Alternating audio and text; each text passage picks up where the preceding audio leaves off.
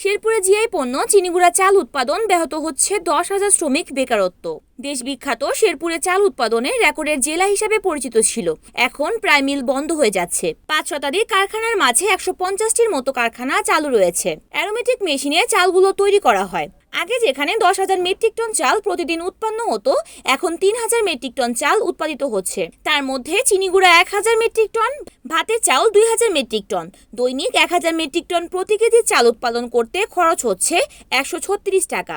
ডাকলহাটি মহল্লার Loknath rice mill, Gopalchandra Saha Kamal mini auto rice মিলের মালিক পরিচালক মোহাম্মদ আব্দুল হান্নান জানান, বাজারে উৎপাদন খরচ বেশি থাকায় তারা লাভের স্বপ্ন দেখতে পারছেন না।